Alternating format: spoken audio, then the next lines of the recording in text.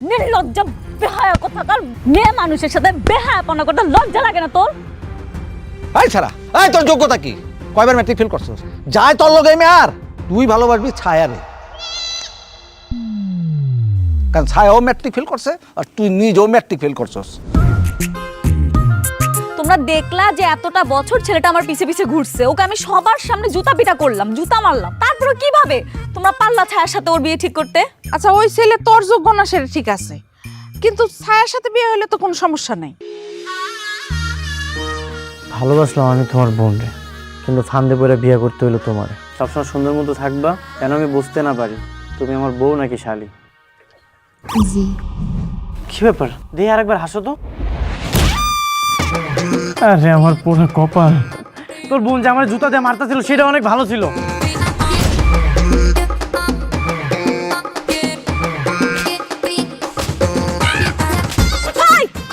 আমার বোনকে মারতেছিস কেন? যে তোর অপমান করতে পারলে তারে কিছু কর, নিজের বউরে পিড়িয়ে কোনো লাভ আছে? তোর বউ আর শালে তো জমজ বই, সুযোগটা কাজে লাগা।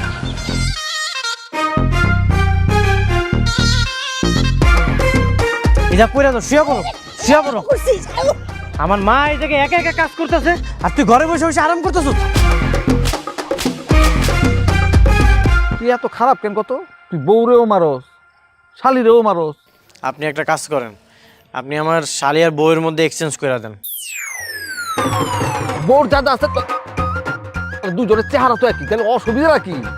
সবকিছু একরকম ঠিক আছে, কিন্তু আমার শালিরে পছন্দ, আমার শালিরে লাগবে, আমি ওর লগে সংসার করতে চাই।